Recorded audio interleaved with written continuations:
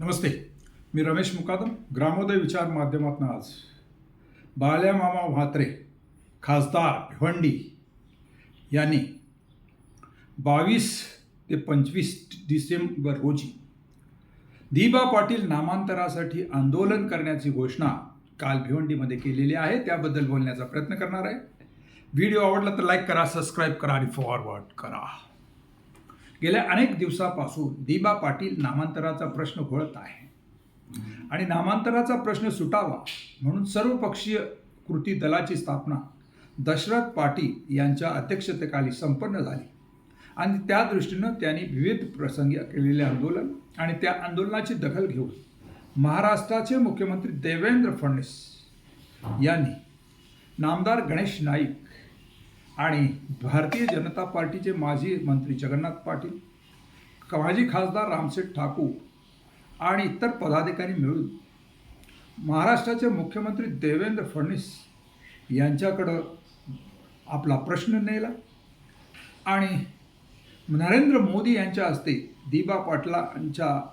नरेंद्र मोदी यांच्या हस्ते पनवेल येथील विमानतळाचं 1 ते 1.5 महिन्यापूर्वी उद्घाटन झालं आणि सदर प्रसंगी महाराष्ट्राच्या मुख्यमंत्री यांनी काही तांत्रिक अडचणी असल्यामुळे 2 ते 3 महिन्यामध्ये विमानतळाला दिबा पाटलांचं नाव देईल असं आश्वासित केलं होतं आणि त्या पद्धतीनं कृती दलाचे दशरथ पाटील आणि नामदार गणेश नाईक यांनी मंत्रालयामध्ये घेतलेली बैठक आणि असं असताना अजून देखील दिबा पाटलांच्या नावाची घोषणा ही झालेली नाही आणि महाराष्ट्राच्या मुख्यमंत्र्यांनी 25 डिसेंबरला विमानतळावर विमान उतरतील असं सांगितलं.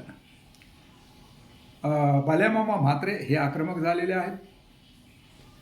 विमानतळाला नाव देण्यासाठी अवघे 25 दिवस शिल्लक आहेत. काही तांत्रिक अडचणी दिबा पाटलांच्या नावाच्या संदर्भात आहेत, त्या तात्काळ सोडवाव्यात आणि त्या जर 22 तारखेपर्यंत सोडवल्या गेल्या नाहीत तर 22 ते 25 असं 3 दिवस सलग लॉंग मार्च काढला जाईल. भिवंडीच्या मानकोली नाक्यापासून आगरी समाजाचे, कुणबी समाजाचे, बहुजन समाजाचे किंवा बाल्यामामा म्हात्रे यांना मानणारे सर्व घटक हे मोर्चामध्ये सहभागी होतील आणि विमानतळावर धरणे देखील आंदोलन केलं जाईल अशी त्यांनी केलेली घोषणा आणि याची दखल महाराष्ट्र सरकारचे मुख्यमंत्र्यांनी घ्यावी किंवा केंद्रामध्ये असलेले मोदी जे ओबीसी आहेत त्यांनी घ्यावी अशी अपेक्षा ऐकून आहे.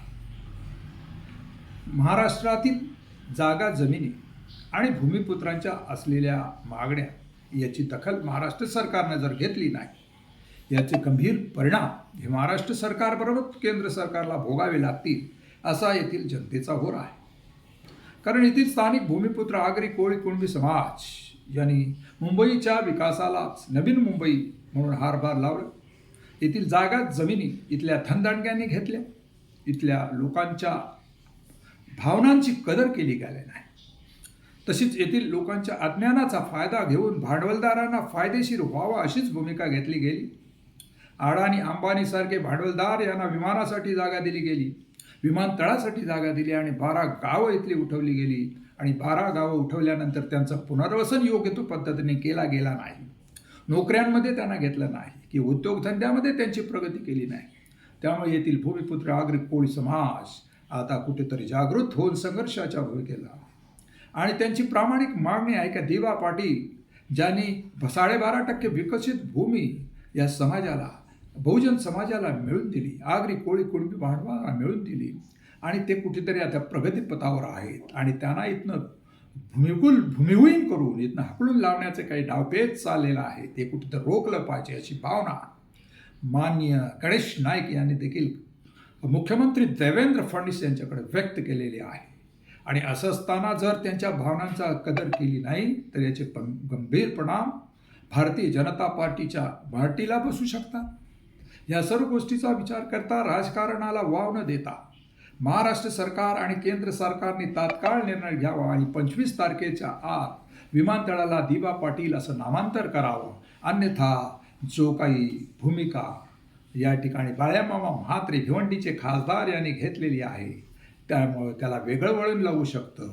या सर्व गोष्टीचा विचार करता भूमिपुत्रांची भावना मुख्यमंत्री किंवा देवेंद्र फडणवीस लक्षात घेतील किंवा केंद्राचं मोदी सरकार लक्षात घेतील या संदर्भात आपलं म्हणणं काय कमेंट्स करा आणि माझा व्हिडिओ आवडला तर लाईक करा, सबस्क्राईब करा आणि फॉरवर्ड करा. जय हिंद, जय महाराष्ट्र, जय भारत.